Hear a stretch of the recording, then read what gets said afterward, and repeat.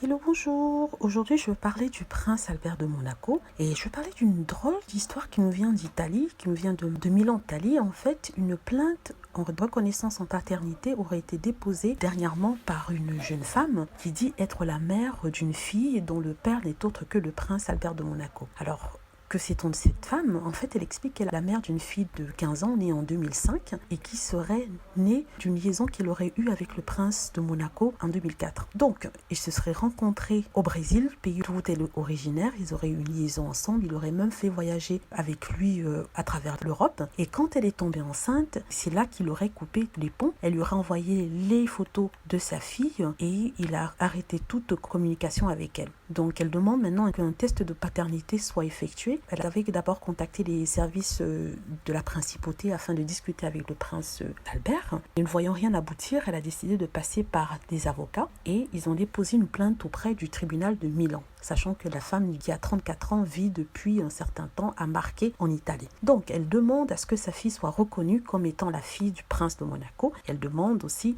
que son identité et celle de sa fille soit maintenue secrète car elle a peur qu'il lui arrive quelque chose. Donc, voici ce que l'avocat de la jeune femme de 34 ans dit. Son nom est Eric Grimaldi. C'est un hasard du patronyme, ça n'a rien à voir avec la famille latine. Il affirme qu'il préférait que sa cliente n'aille pas jusqu'au procès. Il dit: nous espérons parvenir à un accord au préalable pour protéger la fille de mon client. Un procès doit être évité. Je trouve que ce processus est inutile si le problème peut être résolu avec un test d'ADN rapide. Nous nous sommes tournés vers la cour après avoir tenté en vain une conciliation à l'amiable. Donc, c'est l'avocat de la partie qui dit ça.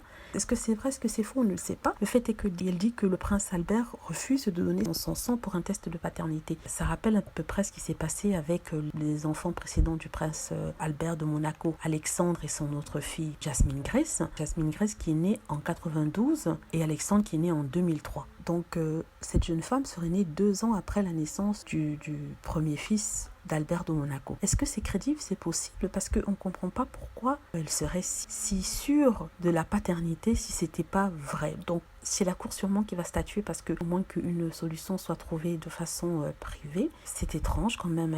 Un coup dur pour Charlène de Monaco qui peut-être n'était pas au courant de la possible existence de ce 5e enfant. Ça sera le 5e enfant du prince si cette jeune fille est reconnue comme étant son enfant. C'est un autre coup dur quand même. Parce que je pense que le prince a eu cette liaison quelques mois seulement avant sa rencontre avec la princesse Charlène. Ce qui pourrait éventuellement expliquer le fait qu'il n'ait pas répondu à ses sollicitations après leur petite histoire d'amour. Si vraiment cette liaison avec cette jeune femme brésilienne était vraie, mais on va voir comment ça va se passer. Le tribunal est censé statuer en février 2021, donc je vous tiendrai au courant de ce qui va se passer. Voilà, j'espère que vous avez aimé la vidéo. Laissez des commentaires et dites-moi ce que vous pensez de cette histoire. Elle me semble assez étrange quand même, mais en même temps, quand on voit le passé du prince Albert, on se dit que peut-être qu'il y a une certaine vérité quelque part dans toute cette histoire.